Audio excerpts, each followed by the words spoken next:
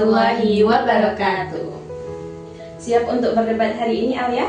Siap, Anggi. Kita akan berdebat dengan santai tetapi tetap ilmiah ya.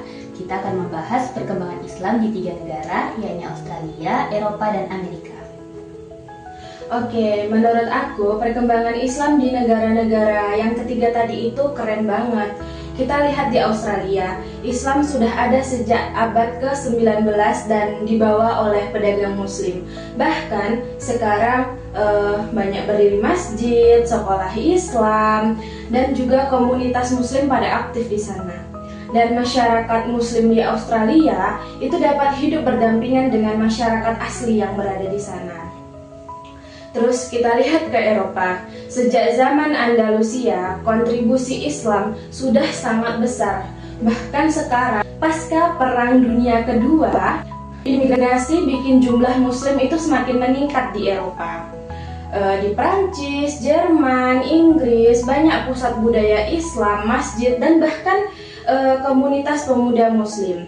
Menurut Cherry Peach, dalam The New Muslim Europe, pertumbuhan ini cukup signifikan. Yang terakhir kita lihat di Amerika. Kata John Esposito dalam buku Islam in America, Islam jadi salah satu agama yang paling cepat berkembang di Amerika ini. Banyak warga Amerika masuk Islam dan komunitas muslim aktif banget di pendidikan, sosial, dan juga kemanusiaan. Jadi menurutku perkembangan Islam ini positif ya di negara-negara besar itu. Aku sih setuju berkembang, tapi jangan terlalu optimis dulu. Di Australia tetap ada hal negatif tentang muslim, terutama di media. Nah, di Eropa masalahnya lebih serius. Di buku Muslim in Europe, Melis Lutfen jelasin tentang diskriminasi, Islamofobia, dan pembatasan penggunaan simbol agama seperti hijab. Nah, jadi walaupun jumlahnya banyak, tantangan mereka itu nyata. Terus di Amerika, walaupun Islam berkembang, stigma pasca 9/11 itu masih kerasa banget. Banyak muslim merasa diawasi dan disalahpahami. Jadi intinya berkembang sih, tapi jalannya nggak terlalu mulus. Iya sih, aku juga sadar ada beberapa tantangan di sana. Tapi justru itu yang bikin perkembangan Islam itu semakin kelihatan di negara itu. Walaupun ada rintangan, umat Islam itu tetap bangun masjid, buka sekolah, ikut kegiatan sosial, dan berdialog dengan komunitas lain.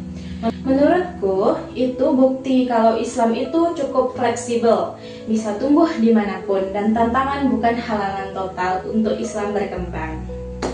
Benar, aku nggak bilang Islam itu nggak berkembang, cuman kita harus realistis. Ada masjid banyak, oke. Ada sekolah banyak juga oke. Tapi apakah umat muslim sudah diterima sepenuhnya?